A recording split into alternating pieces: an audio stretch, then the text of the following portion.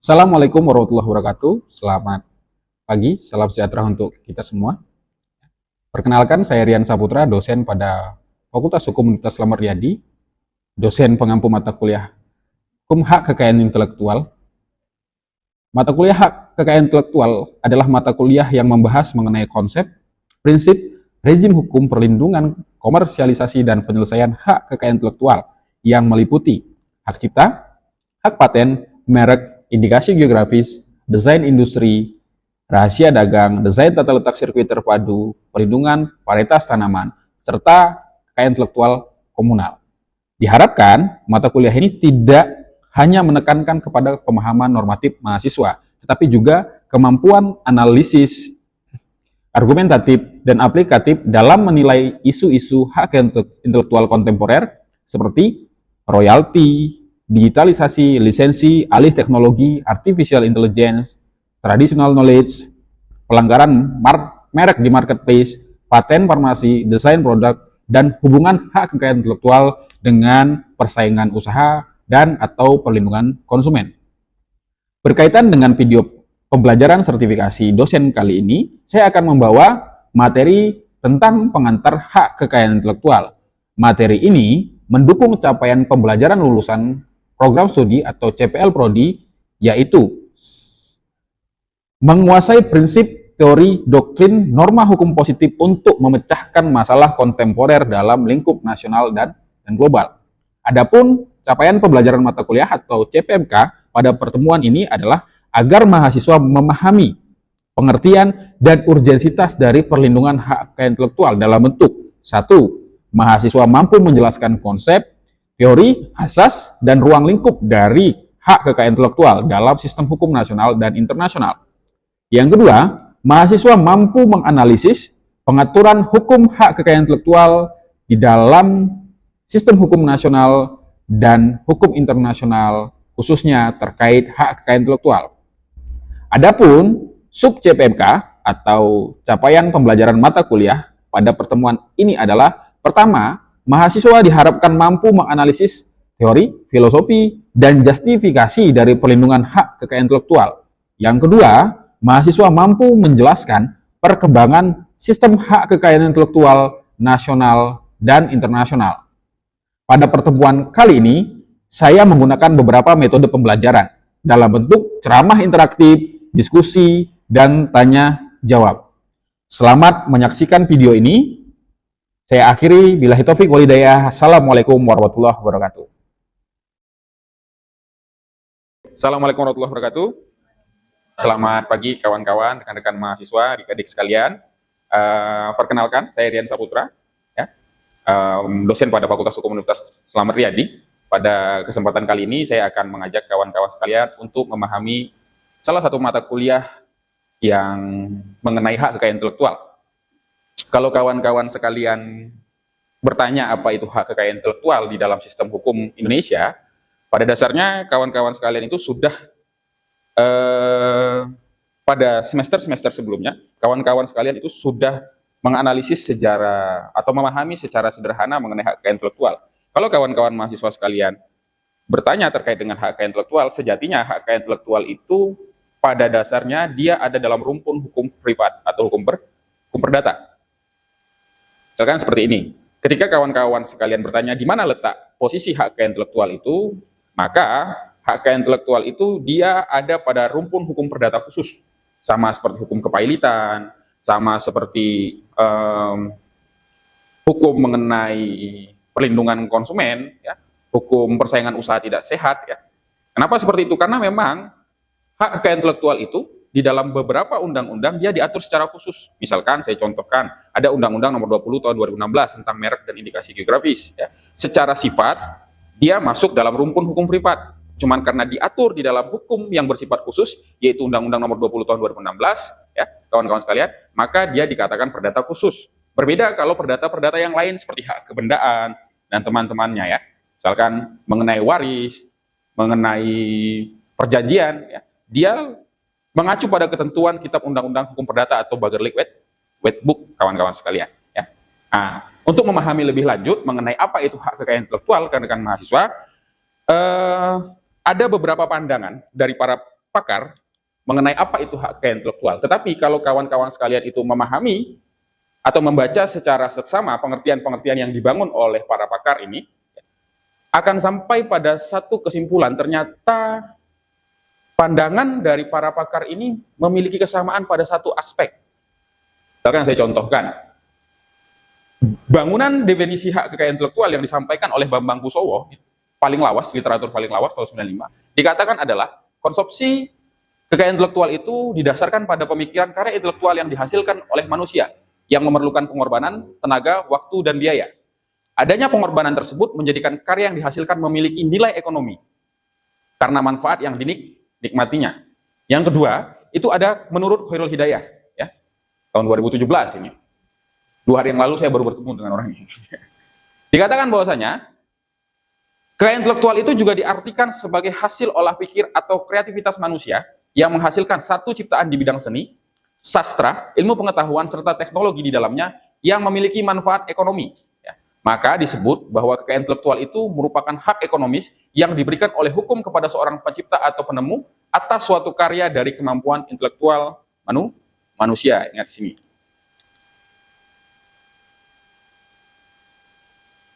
Yang ketiga, ini bangunan definisi hak kekayaan intelektual yang disebutkan atau dibangun oleh Edi Damian. Ini salah satu dosen di Fakultas Hukum Universitas Padjadjaran Bandung, kawan-kawan sekalian ya. Dikatakan bahwasanya kekayaan intelektual itu merupakan kekayaan tidak berwujud, hasil olah pikir atau kreativitas manusia yang menghasilkan satu ciptaan atau invensi di bidang seni, sastra, ilmu pengetahuan dan teknologi yang mempunyai sifat atau manfaat ekonomi. Kalau kawan-kawan sekalian mengingat ketika belajar hukum perdata, yang namanya kekayaan atau properti, atau hak kebendaan, ya, juga tuh termasuk tuh hak kekayaan intelektual di dalamnya. Ya. Cuman, oleh Edi Damian, ini tidak berwujud. Jadi satu properti atau satu hak kebendaan yang tidak berwujud, kawan-kawan sekalian. Sehingga yang saya sampaikan tadi, bahwasanya dari seluruh bangunan yang disampaikan baik oleh Bambang Kusowo, Khairul Hidayah, sampai dengan Edi Damian, kita bisa menyimpulkan bahwasanya pada umumnya itu selalu mengarah terhadap perlindungan hak individu ya, dan atau kelompok, khususnya mengenai hak ekonominya, kawan-kawan sekalian. Ya. Kemudian kalau kawan-kawan sekalian itu mengacu pada konsepsi hukum internasional, sebagaimana kita ketahui bersama, kalau belajar hak kekayaan intelektual itu, kawan-kawan sekalian itu tidak boleh hanya terpacu pada literatur hukum nasional. Ya. Misalkan Undang-Undang Nomor 20 Tahun 2016 tentang merek dan indikasi geografis, kemudian Undang-Undang Hak Cipta, Undang-Undang Paten, ya, PP Nomor 20 Tahun 2022 tentang kekayaan intelektual komunal. Ya. Tidak boleh hanya mengacu pada situ. Ya. Karena kalau berbicara mengenai kekayaan intelektual, sebenarnya atau sejatinya induk dari hak kekayaan intelektual atau hukum mengenai hak kekayaan intelektual itu ada pada perjanjian-perjanjian internasional seperti World Trade Organization Agreement, kemudian itu ada namanya TRIPS Agreement, ya, yang secara spesifik mengatur pada tataran hukum internasional ya, mengenai hak kekayaan intelektual. Nanti kita bahas lebih lanjut, kawan-kawan sekalian. Nih, kalau kawan-kawan sekalian ingin mengetahui lebih jauh mengenai definisi yang dibangun oleh hukum internasional mengenai apa itu hak kekayaan intelektual, kawan-kawan sekalian bisa mengacu pada definisi yang dibangun oleh World Intellectual Property Organization atau disingkat WIPO, yang mendefinisikan kekayaan intelektual itu sebagai intellectual property refers to creation of the mind, invention, literary, artistic works and symbols, name, image, and design used in commerce. Ya. Ada satu hal yang sama seperti yang dibangun oleh 3 pandangan ahli hukum Indonesia sebelumnya, ya, baik Damian, baik Khairul Hidayah ataupun Bambang Kusowo. Kalau tadi kita meng-highlight pada aspek nilai ekonomis atau hak ekonominya, kalau kawan-kawan mengacu pada ini, kurang lebih dia sama, ya. Hak ekonominya juga nih yang di-highlight. Pada bagian apa? Use in commerce. Jadi, intellectual property itu adalah kreasi dari pikiran. Dalam bentuk apa? Dalam bentuk invention, literary, kegiatan-kegiatan artistik, simbol, name, gambar, dan desain yang bisa digunakan untuk komersial. Jadi titik berat dari perlindungan hak kekayaan intelektual itu sebenarnya selain melindungi ciptaan, tetapi juga melindungi nilai ekonomi atau hak ekonomi dari si penemu, kawan-kawan sekalian. Ya. Oke, saya lanjut. Berikutnya kita akan memahami mengenai sistem perlindungan kekayaan intelektual. Dimanapun di dunia ini, rekan-rekan mahasiswa, sistem perlindungan kekayaan intelektual itu dibagi menjadi 2 rezim. Ya. Yang pertama itu sistem deklaratif, Dan yang kedua itu sistem konstitutif. Ya. Apa itu sistem deklaratif? Apa itu sistem konstitutif? Kawan-kawan sekalian, kadangkala ketika membaca beberapa literatur jarang menemukan istilah itu. Karena apa? Keduanya menggunakan istilah first to use principle dan first to file principle. Ya, apa itu first to use dan apa itu first to file principle? Sederhananya seperti ini, rekan-rekan mahasiswa. Kalau first to use itu tergantung siapa penggunanya. Pertama. Dan kalau first to file principle itu tergantung siapa yang mendaftarkan pertama kali. Nanti kita akan lihat lebih jauh apa kelemahan dan kelebihan dari masing-masing sistem perlindungan hak kekayaan intelektual itu. Ya. Sederhananya seperti ini, kalau first to use principle, lazimnya itu ada di dalam Undang-Undang Hak Cipta, ini tidak menghendaki atau tidak mengharuskan atau tidak mewajibkan adanya pendaftaran agar suatu ciptaan itu memperoleh perlindungan. Sedangkan first to file principle itu mengharuskan adanya act atau adanya upaya yang dilakukan oleh seseorang dan atau badan hukum ya untuk mendaftarkan dulu tuh satu barang ciptaannya, satu karyanya, satu inventionnya untuk apa? Untuk memperoleh perlindungan hak kekayaan intelektual ya. Jadi sederhananya hampir di seluruh rezim kekayaan intelektual itu sistem perlindungannya itu first to file principle. Ya. Hanya ada beberapa yang dia first to use principle. Saya contohkan salah satunya tadi sudah saya sebutkan Undang-Undang Hak Cipta. Undang-Undang Hak Cipta itu first to use principle, tidak mengharuskan seseorang tuh ya untuk didaftarkan lebih dahulu ciptaannya baru kemudian memperoleh perlindungan ya. Sedangkan yang kedua itu adalah rahasia dagang, hak rahasia dagang atau undang-undang rahasia dagang ya. Itu tidak mengharuskan adanya pendaftaran lebih dahulu untuk memperoleh perlindungan ya. Kalau dikasih tahu ke orang kan nggak rahasia lagi namanya kan begitu. Kawan-kawan sekalian ya. Sedangkan yang lain itu undang-undang merek, undang-undang paten, undang-undang varietas tanaman, ya, undang-undang desain tata letak sirkuit terpadu sampai dengan desain industri, itu mengharuskan adanya pendaftaran untuk memperoleh perlindungan hak kekayaan intelektual. Ya. Di mana didaftarkannya kawan-kawan? Didaftarkannya itu di Direktorat Jenderal Kekayaan Intelektual, di bawah Kementerian Hukum, kawan-kawan. Oke, saya lanjut. Mengapa kekayaan intelektual itu harus dilindungi? Pertanyaan ini mungkin akan menjadi bahan diskusi yang panjang, teman-teman. Ya, tadi saya sudah menjelaskan dari pandangan ahli bahwasanya core dari perlindungan kekayaan intelektual itu adalah nilai ekonominya. Ya, tetapi kok sederhana sekali nilai ekonominya saja yang dilindungi? Apakah ada hal lain? Ya, yang make sense? Dijadikan sebagai alasan untuk suatu kekayaan intelektual itu dilindungi. Kalau nilai ekonominya kok sangat sederhana. Kira-kira apa? Salah satunya itu adalah demi dan untuk perlindungan konsumen. Karena sebagai konsumen, pasti kita menginginkan barang yang asli.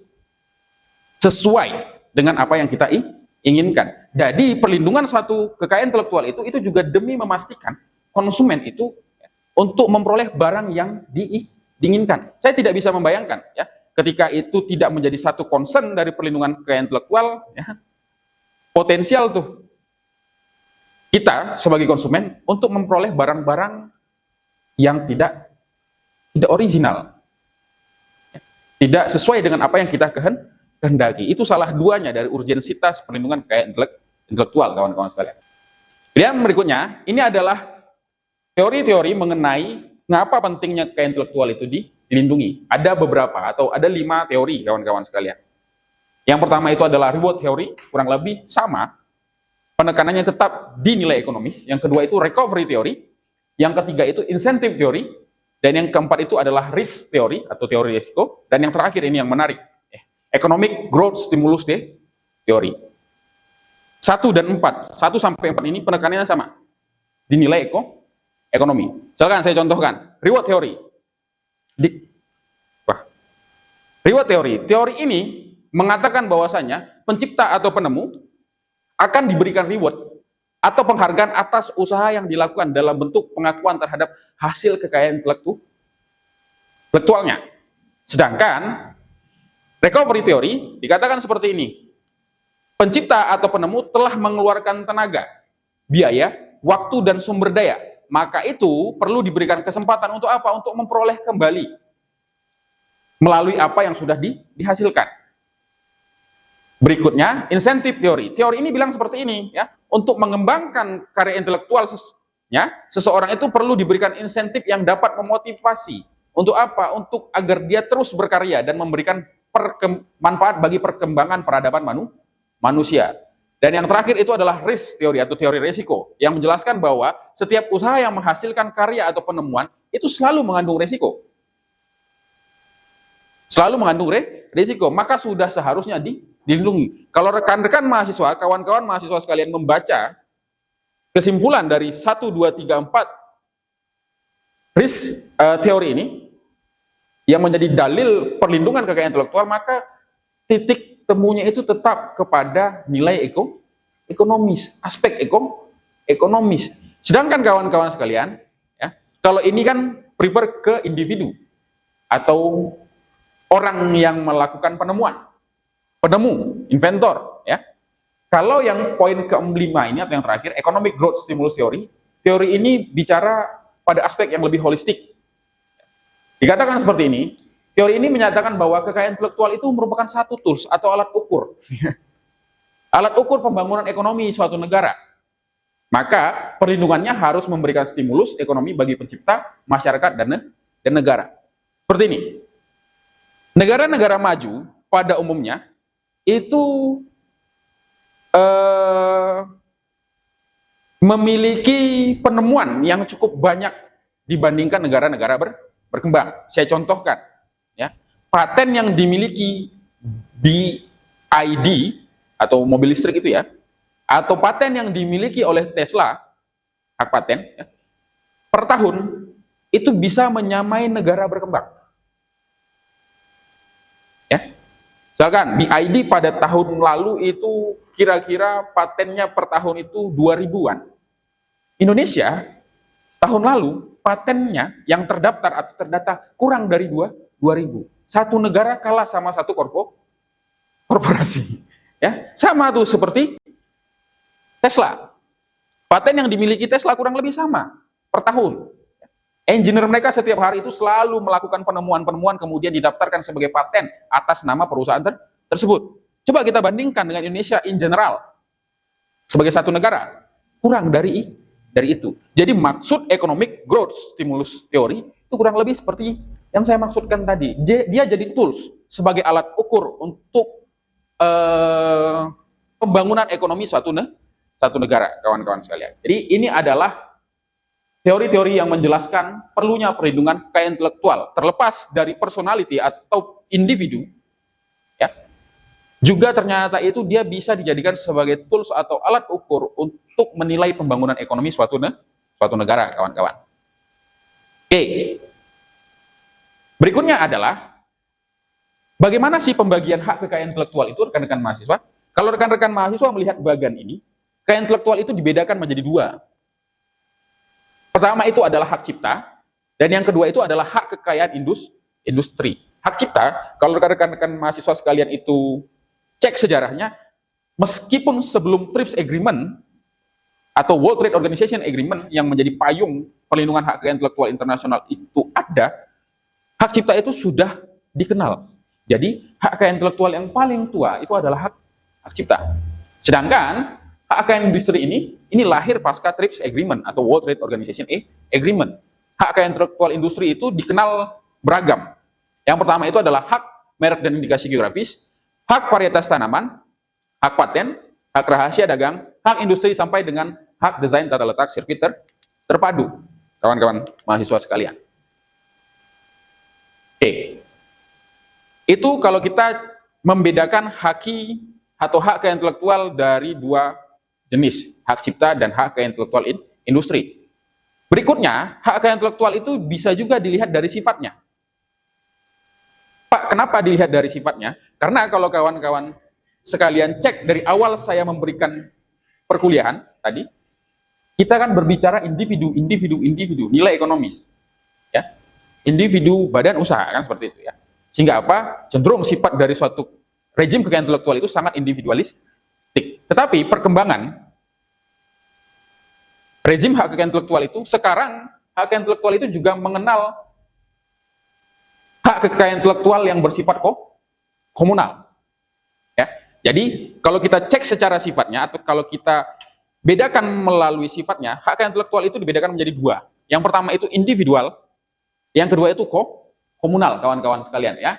Nah, kalau kawan-kawan sekalian cek apa yang bersifat individu, hak cipta, hak merek, hak paten, hak tata letak sirkuit terpadu sampai dengan rahasia dagang dan yang lain. Sedangkan apa yang bersifat komunal, kawan-kawan sekalian, ada yang namanya itu indikasi geografis. Dia diatur di dalam Undang-Undang Nomor 20 Tahun 2016. Kemudian ada pengetahuan tradisional, ada ekspresi budaya tradisional, rekan-rekan mahasiswa. Oke? Sampai di sini saya buka waktu untuk bertanya. Oke? Mungkin kan yang Bapak Firman disampaikan terkait kenapa kita tuh tidak boleh dalam memahami hak ini tidak boleh hanya dari literatur undang-undang sosial dan nasional.